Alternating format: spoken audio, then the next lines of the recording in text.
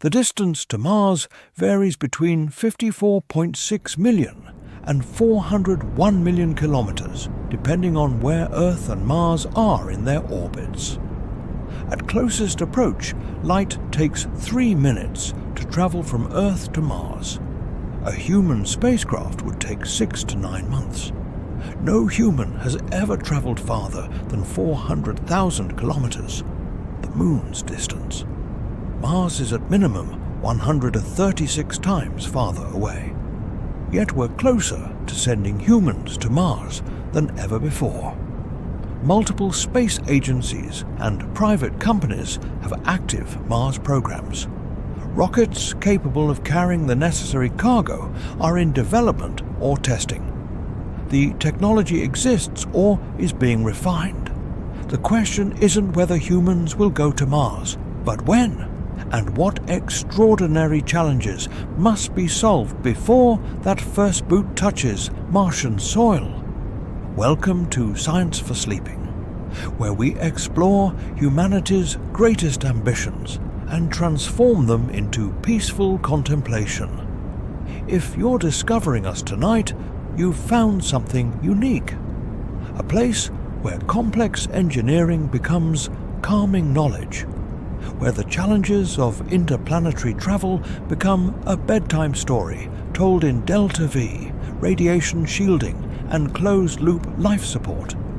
If these explorations help you unwind, please like this video and subscribe. Your support allows us to continue transforming science's frontiers into peaceful journeys. Tonight, we're exploring the Mars mission slowly and thoroughly.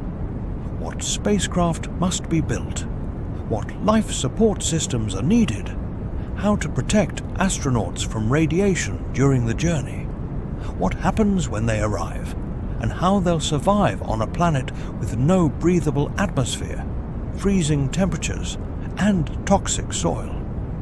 You'll discover why Mars missions must wait for specific orbital alignments, why astronauts might spend 2 years away from Earth, and why this endeavor requires technology that doesn't yet fully exist. Find complete comfort now. Release every point of tension. Let your breathing settle into its most natural rhythm. We're about to explore humanity's next giant leap, the engineering challenges, the timeline uncertainties, the risks and possibilities of establishing human presence on another world for the first time in our species' history. A journey that will define the 21st century and determine whether humanity becomes a multi-planetary species or remains forever bound to Earth. Let's begin this gentle exploration of the path to Mars, where engineering meets ambition and reality constrains dreams. Section 1. Getting there. The orbital mechanics and spacecraft. Earth and Mars orbit the Sun at different speeds and distances. Earth completes one orbit in 365 days at an average distance of 150 million kilometers. Mars takes 687 days at 228 million kilometers. These different orbital periods mean the planet's relative positions constantly change. Mars laps Earth roughly every 26 months, creating windows when the planets are favorably positioned for travel. The most fuel-efficient path to Mars is a Hohmann transfer orbit, an elliptical trajectory that departs Earth when Mars is ahead in its orbit, crosses Mars's orbital path, and arrives when Mars reaches that point. This trajectory minimizes the velocity change, delta V required, making it feasible with chemical rockets. The catch: it only works during brief launch windows occurring every 26 months, and the journey takes 6 to 9 months depending on specific positions. Missing a launch window means waiting over 2 years for the next one. This constrains mission planning severely. everything must be ready within the launch window or the mission delays. 26 months. Launch windows have opened in 2020, 2022, 2024, with the next in 2026, 2028, 2030. Each represents an opportunity. Each missed means years of delay. The spacecraft required for Mars missions is unlike anything humans have flown. The International Space Station, humanity's largest crewed spacecraft, orbits 400 kilometers above Earth with resupply missions every few months. A Mars spacecraft must be self-sufficient for 2 to 3 years, support crew during the journey, carry or produce everything needed on Mars, and provide radiation shielding far exceeding ISS requirements. Current designs envision multiple launches assembling the Mars spacecraft in Earth orbit or at a lunar staging point. SpaceX's Starship aims to launch fully fueled from Earth with refueling in orbit, potentially enabling direct Mars trajectories. NASA's plans involve smaller crew modules launched separately from cargo, equipment, and propulsion systems, all assembled in space before departure. Both approaches require heavy lift rockets, far exceeding current capabilities. The journey itself presents unique challenges.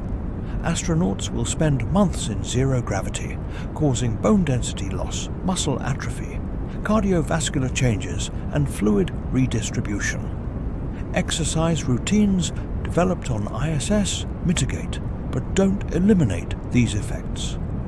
Prolonged exposure requires countermeasures, artificial gravity through rotating sections, expensive and complex pharmaceutical interventions, or accepting degradation and planning extensive rehabilitation.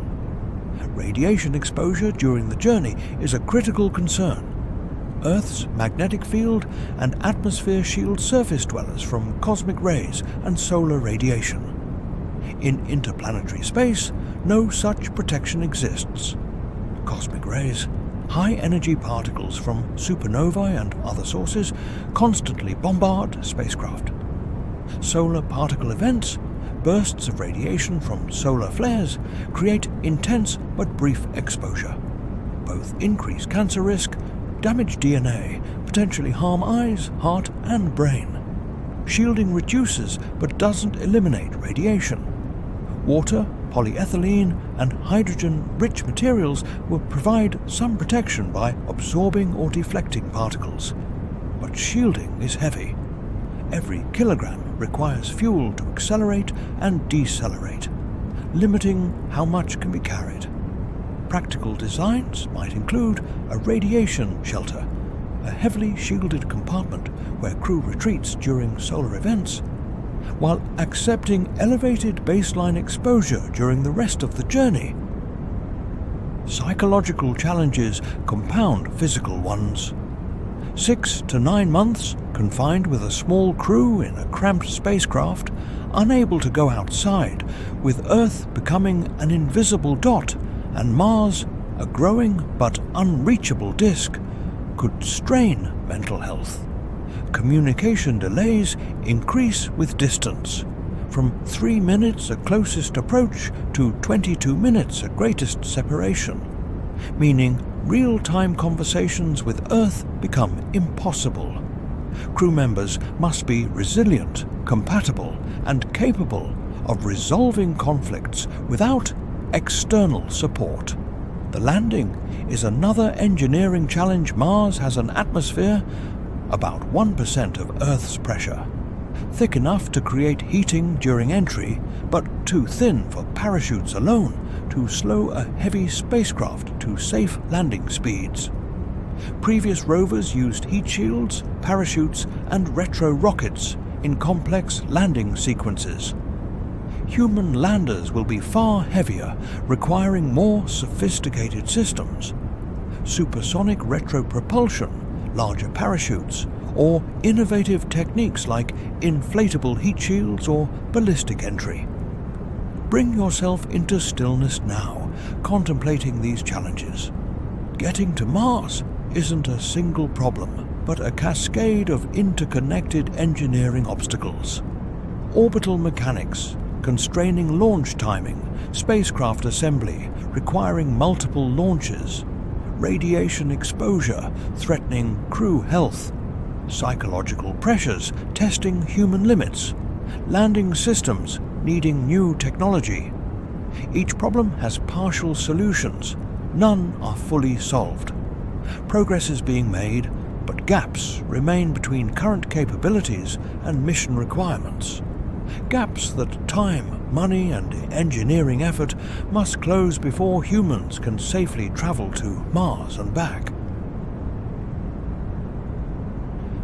Section 2. Staying alive. Life support and habitat systems. Once on Mars, astronauts must survive in an environment utterly hostile to human life. The atmosphere is 95% carbon dioxide with traces of nitrogen and argon, unbreathable. Atmospheric pressure is 600 pascals, less than 1% of Earth's. Exposed to Martian atmosphere, your blood would boil even at moderate temperatures. Average surface temperature is minus 60 degrees Celsius, ranging from minus 125 degrees Celsius at the poles in winter to 20 degrees Celsius at the equator in summer. Dust storms can engulf the entire planet for months, blocking sunlight and coating everything in fine, electrostatically charged particles.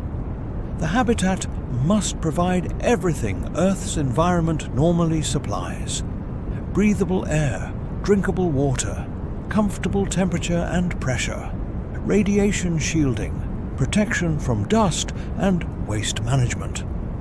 Early missions will likely use pre-deployed habitats, structures sent ahead, landing and setting up before crew arrives. This reduces risk. If habitat deployment fails, the mission can be scrubbed before crew launches. Air production is critical. Earth's atmosphere is roughly 78% nitrogen and 21% oxygen. Mars's atmosphere could provide nitrogen directly, though only 2.6% by volume. But oxygen must be generated. In-Situ Resource Utilization, ISRU, using Martian materials, is essential for sustainability. The MOXIE experiment on NASA's Perseverance rover has demonstrated oxygen production from atmospheric CO2 through solid oxide electrolysis, splitting CO2 into oxygen and carbon monoxide using electricity. Scaling MOXIE to life support levels requires substantial power and equipment. An adult needs about 840 grams of oxygen daily.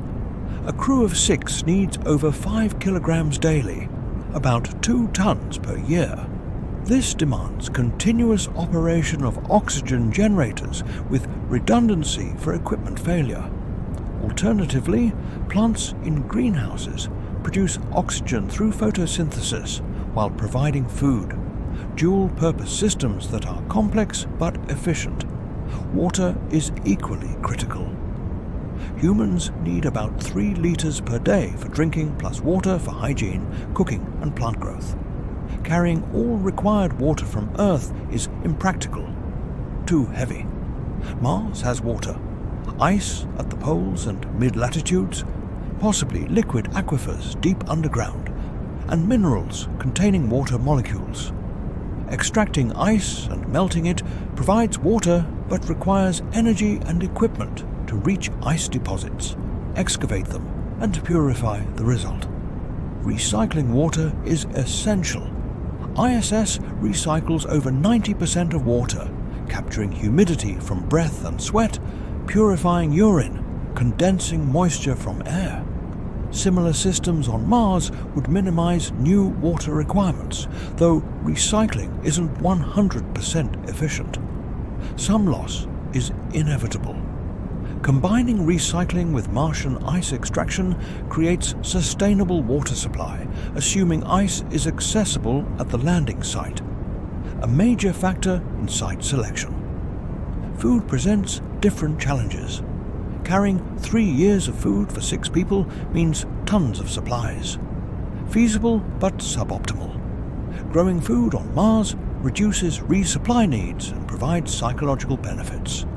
Gardening is therapeutic and fresh food improves morale. But Martian greenhouses face problems. Low light levels. Mars receives about 43% of Earth's sunlight. Low atmospheric pressure requiring pressurized greenhouses, absence of soil nitrogen, and perchlorates in regolith, toxic compounds requiring removal before plants can grow. Lettuce, tomatoes and potatoes are candidates for Martian agriculture. Nutritious, relatively easy to grow, and psychologically satisfying. But crop failures could be catastrophic without sufficient stored food as backup. Balancing stored supplies with grown food is a risk management problem. Too much reliance on either creates vulnerabilities. Waste management is unglamorous but critical. Human waste must be processed to avoid contamination and potentially recover nutrients for agriculture. Composting isn't straightforward in low pressure. Incineration requires oxygen and produces CO2. Freeze-drying works, but requires energy. Systems developed for ISS and submarines provide starting points, but Martian conditions require adaptations. Radiation shielding in habitat is easier than in spacecraft. Martian regolith, soil and rocks provides excellent shielding when piled on habitats or used to build underground structures. Habitats covered with several meters of regolith reduce radiation to manageable levels. Underground habitats offer even better protection but require excavation. More complex but possibly worthwhile for long-term bases. Power generation determines what's possible. Solar panels work on Mars but generate less power than on Earth due to greater distance from Sun and occasional dust storms that coat panels, reducing efficiency nuclear reactors, specifically kilopower units under development, provide consistent power regardless of dust storms or nighttime. A 10-kilowatt reactor could support a small base, but launching nuclear material raises safety and political concerns requiring international agreements. Settle into understanding now that surviving on Mars requires recreating Earth's life support in miniature. Breathable air from atmospheric processing, water from ice extraction and recycling, food from stored supplies and greenhouses, waste management preventing contamination, radiation shielding from regolith, and power from solar panels or nuclear reactors.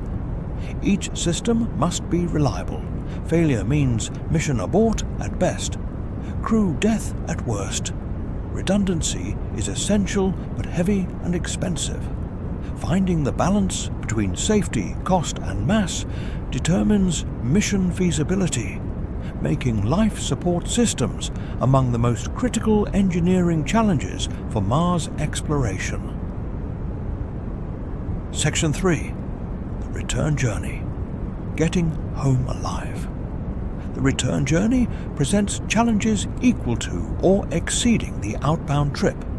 Astronauts must launch from Mars's surface, rendezvous with Earth return spacecraft in Mars orbit, and begin the 6 to 9 month journey home, all while maintaining life support, managing radiation exposure, and dealing with physical degradation from months in low gravity on Mars, 38% of Earth's.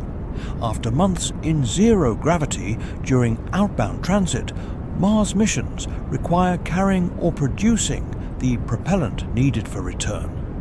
a fully fueled spacecraft capable of launching from Mars, conducting orbital maneuvers, and returning to Earth would be enormously massive, likely too heavy to land on Mars in the first place.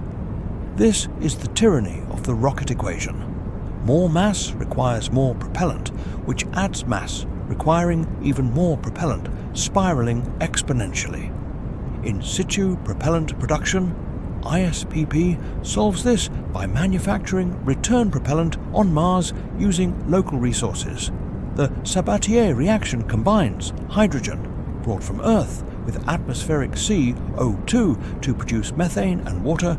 Electrolysis splits water into hydrogen and oxygen. The result: liquid methane and liquid oxygen, propellants that can fuel rockets back to orbit. This is chemically straightforward and demonstrated in labs, but scaling to produce tons of propellant in Martian conditions requires significant infrastructure sent ahead of crew. SpaceX's Starship plans to use this approach. Send cargo ships ahead, carrying equipment to manufacture propellant, stockpiling it before crew launches. If propellant production fails, crew either delays launch until it's resolved or the mission is scrubbed. This is safer than the alternative, attempting production after crew arrives, when failure means stranding astronauts. The launch from Mars requires a dedicated Mars Ascent Vehicle, MAV, essentially a rocket capable of reaching Mars orbit with crew and minimal supplies. Launching from Mars is easier than from Earth. Lower gravity and thin atmosphere mean less delta-V required. But building a reliable rocket that sits on Mars for months or years, depending on mission profile, enduring temperature swings, dust storms, and potential equipment degradation, then functioning perfectly when needed, is non-trivial. Once in Mars orbit, crew must rendezvous with the Earth return spacecraft, either the same vehicle they arrived in or a dedicated return ship sent separately. Rendezvous requires precision, navigation, and timing. Missing the rendezvous could mean being stranded in Mars orbit, unable to reach either surface or Earth. A nightmare scenario requiring rescue from another ship, assuming one exists and can respond in time. The return journey itself is complicated by crew condition. After months in Mars's 38% gravity, astronauts' bones and muscles will have adapted somewhat. Less degradation than in zero gravity, but still weakened compared to Earth condition. The return journey imposes another 6 to 9 months of zero gravity, further weakening them. By the time they reach Earth, astronauts will be significantly debilitated, possibly unable to walk unassisted, requiring weeks or months of rehabilitation. Earth re-entry presents unique challenges for Mars missions.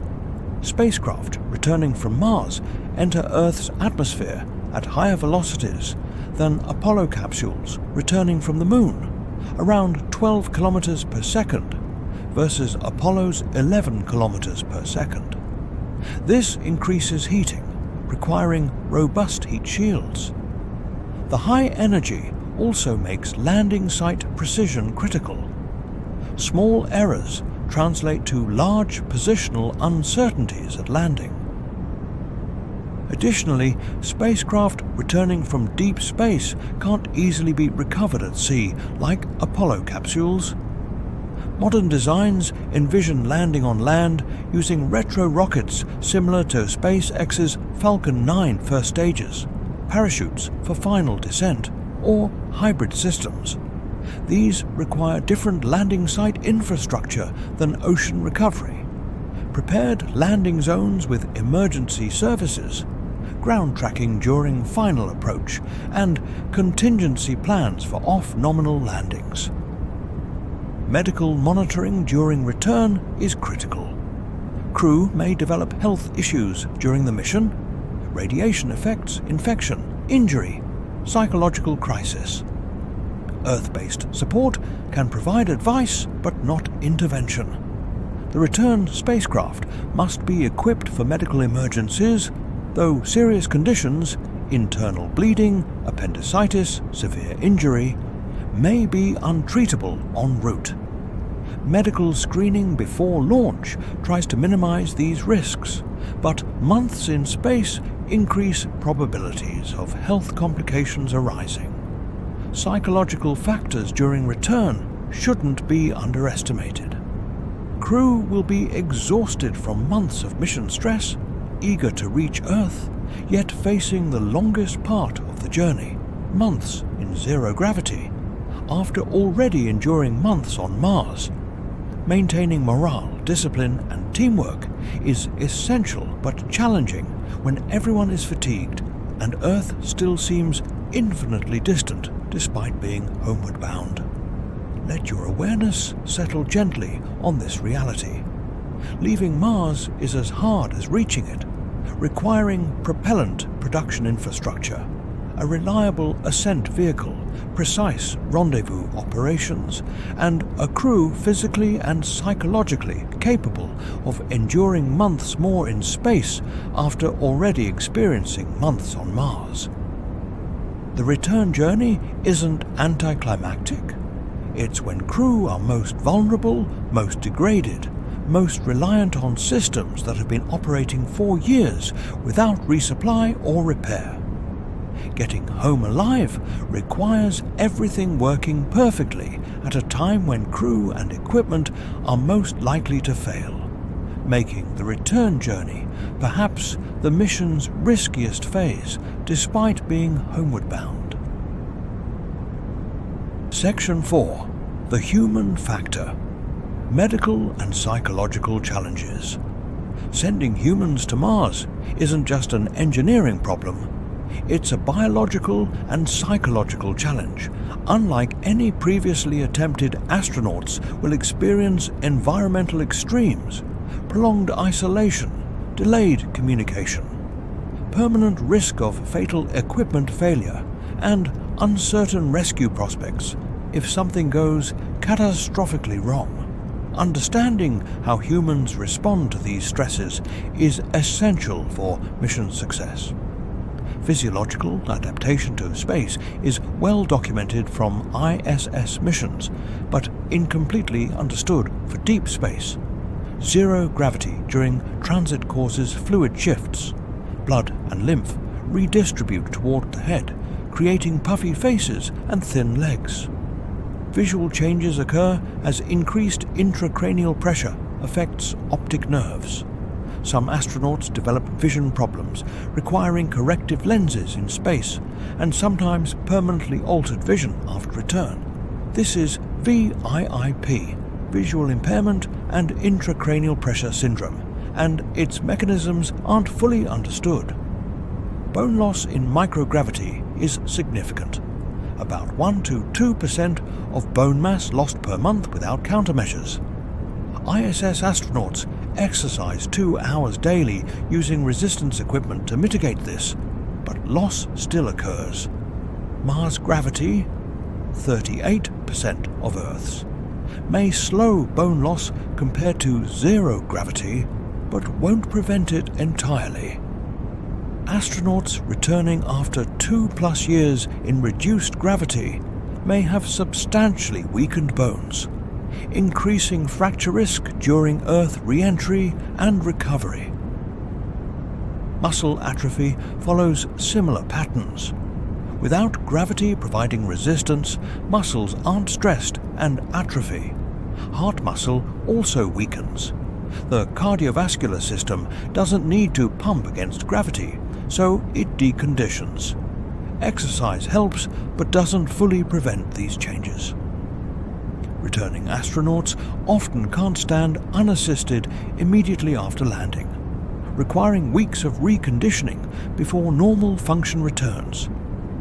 Radiation exposure during the mission is perhaps the greatest health risk. Unlike ISS, which orbits within Earth's magnetosphere, receiving significant protection. Mars missions occur in interplanetary space, where cosmic rays constantly bombard crew. A 2-year mission could expose astronauts to radiation doses equivalent to multiple times natural lifetime background exposure, significantly increasing cancer risk and potentially causing cataracts, heart disease, and central nervous system damage. Shielding reduces but doesn't eliminate exposure. Water tanks, polyethylene panels, and strategic spacecraft design minimize exposure, but perfect shielding is impossibly heavy. Astronauts will accept elevated cancer risk as mission cost, though agencies are developing exposure limits, balancing science objectives with crew safety. Exactly where those limits should be set remains contentious. Too conservative, and missions become impossible. Too liberal, and crew health is unacceptably risked. Psychological challenges may be more insidious than physical ones. ISS crews can see Earth outside their window, communicate in real time, and know that abort and rescue are possible within hours. Mars crews won't see Earth. It becomes a bright star in the sky, visually indistinguishable from Venus. Communication delays prevent real-time conversation. Messages sent to Earth take 3 to 22 minutes to arrive depending on orbital positions, and responses take equally long. This isolation is profound and unlike any previous human experience. Crew selection must account for psychological resilience. Ideal crew members are technically competent, emotionally stable, interpersonally skilled, stress-tolerant, and adaptable. But even ideal crews can experience conflicts, depression, anxiety, or interpersonal tensions when confined for years. Psychological support from Earth will help but can't replace immediate intervention if someone experiences acute crisis. Crew must be capable of supporting each other psychologically, which requires training in basic counseling techniques and conflict resolution. The mission profile itself affects psychology. Stay durations matter. Shorter stays mean less time exposed to Mars conditions, but require faster turnaround and less exploration. Longer stays allow more science, but increase mission duration and risk. Conjunction class missions, long Mars stay with shorter transits, keep crew away from Earth about 900 days. Opposition class missions, shorter Mars stay with longer transits, or Venus flyby, reduce Mars time but increase overall mission duration or require more complex trajectories. The overview effect, the profound cognitive shift many astronauts experience when viewing Earth from space, may have psychological impacts. Seeing Earth as a fragile blue marble against infinite black reportedly creates strong environmental consciousness and reduced nationalistic identification. Crew traveling to Mars will experience this intensely, watching Earth shrink to a point, then eventually seeing Mars grow from point to visible world. These experiences may be psychologically overwhelming or transformative in ways difficult to predict. Medical emergencies present unique challenges: appendicitis, kidney stones, severe infections, traumatic injury, all require treatment. Earth-based support can only advise on, not provide. The crew medical officer will need surgical training and equipment, but performing surgery in zero or low gravity with limited supplies is daunting. Some mission profiles propose appendix removal before launch to eliminate one emergency scenario, but this seems extreme and doesn't address other potential emergencies. Rest in this knowledge now. Sending humans to Mars requires solving not just how to keep them alive, but how to keep them healthy, functional, and psychologically stable through years in extreme isolation facing constant danger. Physical degradation from gravity changes, radiation exposure, increasing cancer risk, psychological pressures from isolation and confinement, medical emergencies with no rescue possible. These human factors constrain mission design as much as engineering limits. The crew must be extraordinarily capable, resilient, and compatible, selected and trained to handle situations where failure means death, and help from Earth is impossible, making the human element perhaps the most challenging aspect of Mars exploration. Section 5. Timeline and reality. When will it actually happen? Predictions about Mars missions have been notoriously optimistic and consistently wrong. Wernher von Braun predicted Mars missions by the 1980s. NASA's plans in the 1960s and 70s envisioned 1980s Mars landings following Apollo's success.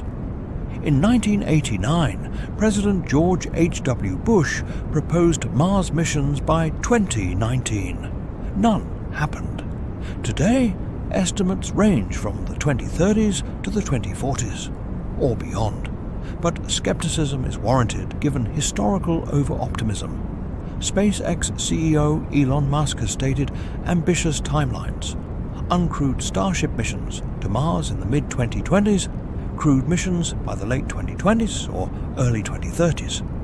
These dates have repeatedly slipped as Starship development faces technical challenges. While SpaceX has achieved remarkable progress, Mars missions require far more than getting Starship operational. Life support, ISRU, habitats, and dozens of other systems must be developed, tested, and integrated.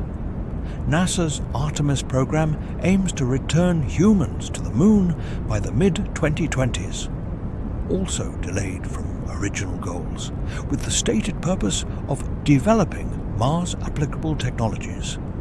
The Moon provides a testing ground, closer to Earth, shorter missions, easier abort and rescue, allowing systems validation before committing to Mars. But Artemis itself faces budgetary pressures, technical delays, and changing political priorities that could derail or delay Mars-focused efforts. China's space program has expressed Mars ambitions, with stated goals of crewed Mars missions by the 2030s or 2040s. Their systematic approach: lunar orbital missions, then lunar landing, then lunar base, then Mars preparation, suggests seriousness, but timelines remain uncertain. International collaboration could accelerate progress by sharing costs and expertise, though geopolitical tensions complicate cooperation.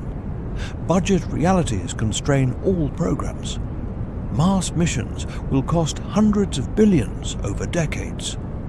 Apollo cost roughly $280 billion in 2020 dollars over a decade. Mars missions will likely cost more: longer duration, more complex systems, sustained operations over years rather than days. This requires sustained political commitment across multiple electoral cycles. Difficult in democracies where priorities shift with administrations. Technical readiness is another constraint. Heavy-lift rockets like SpaceX's Starship and NASA's SLS are being developed but aren't operational for Mars missions. Yet life support for multi-year missions exceeds current capabilities. ISS life support is good but requires regular resupply. ISRU has been demonstrated at small scales but not at operational levels. Radiation shielding remains inadequate. EDL, entry, descent, landing, systems for human-scale payloads don't exist. Each technical challenge has proposed solutions, but moving from proposal to operational hardware takes years, and billions of dollars. Testing is essential. Systems must work reliably in Mars conditions, which means testing on Mars or in high-fidelity Mars simulators. Failures during testing are expected and valuable, but cause delays. The compounding delays from multiple systems development creates uncertainty in overall timeline. Public and political support fluctuates. Mars missions require sustained commitment, but public enthusiasm wanes between milestones. Political priorities shift. Economic crises, wars, pandemics divert resources and attention. Maintaining funding across decades when immediate benefits are unclear requires either visionary leadership or public demand, neither guaranteed. Realistic assessment suggests the 2040s as earliest plausible timeframe for crewed Mars missions, assuming sustained funding, technical progress without major setbacks, and continued political commitment. Even this may be optimistic. The 2050s or 2060s might be more realistic, though predicting decades ahead is inherently uncertain. However, progress is being made, technologies are maturing. Starship is flying test missions. Moxie is producing oxygen on Mars. Artemis is progressing despite delays. Each year brings incremental advances that make Mars missions more feasible. The question isn't if, but when, and when depends on factors beyond pure technical capability: money, politics, public will, and chance. Some argue we shouldn't go to Mars, that robotic missions provide better science per dollar, that money would be better spent on Earth's problems, that risking human lives for exploration isn't justified. These are legitimate positions. Others argue Mars missions inspire, advance technology, and ensure humanity's long-term survival by becoming multiplanetary. Both perspectives have merit. The debate continues. Allow yourself to rest in uncertainty now, understanding that Mars missions will happen eventually, but timelines remain unpredictable. The engineering is advancing. The challenges are being addressed, but decades of work remain.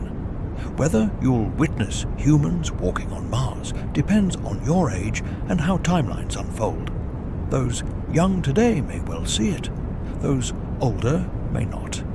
The endeavor is multi-generational, requiring patience, persistence, and acceptance that great achievements take longer than optimists predict, but eventually arrive. If effort continues, Mars awaits, patient and indifferent to human timelines, while we slowly develop capabilities needed to reach it. Ultimately, the decision to go to Mars involves values, priorities, and vision for humanity's future that transcend pure cost-benefit analysis. People who value exploration, technological advancement, and long-term species survival tend to support Mars missions. Those prioritizing immediate terrestrial problems, risk minimization, and resource conservation tend to oppose them. Both positions are reasonable. Neither is objectively correct. Rest completely now in this understanding. Mars exploration is neither obviously necessary nor obviously foolish. It's ambitious, expensive, risky, scientifically valuable, technically challenging, inspiring, and contested. Whether humans go to Mars in your lifetime depends on countless decisions by governments, organizations, and individuals over decades. The engineering problems are solvable given sufficient time and resources. Whether we allocate those resources depends on what we collectively value and prioritize. Humanity has always explored beyond horizons, and Mars represents the next horizon. Whether we cross it eagerly or hesitantly, quickly or slowly, successfully or with setbacks, the question isn't if but when. and when depends on you and billions of others. Through political support, career choices, cultural values, and collective decisions about what kind of species we want to be. One that remains on its birth planet, or one that reaches for others, accepting enormous costs and risks for uncertain rewards that may not materialize for generations. Sleep peacefully, knowing that Mars waits, patient, unchanging, indifferent to human ambition, while we debate, plan, engineer, test, fund, delay, advance, and slowly develop capabilities needed to walk its ancient surface. Whether humans set foot on Mars in 2040, 2060, or some later decade, the journey represents human ambition at its largest scale, our capability at its extreme limit, our imagination reaching across 140 million kilometers of vacuum toward a cold, dusty world that might teach us about life's origins, our planet's fate, and our place in a cosmos vaster than any single world. The red planet beckons silently across the darkness, awaiting the first footprints that will one day mark humanity's transformation from a single planet species to an interplanetary civilization capable of surviving beyond Earth, flourishing in environments hostile to life, and perhaps eventually reaching even farther into the cosmos, driven by the same curiosity, ambition, and determination that brought our ancestors out of Africa, across oceans, to all corners of Earth, and now into space itself, seeking answers, seeking challenges, seeking simply to see what's there beyond the next horizon. Whether that horizon is a river valley or a planetary surface illuminated by a sun that appears half as large as it does from Earth, casting long shadows across rust-colored regolith that has remained virtually undisturbed for billions of years, waiting for the moment when conscious beings finally arrive to examine, understand, and perhaps eventually call it home. Thank you for listening. Rest peacefully tonight, and please like and subscribe for more.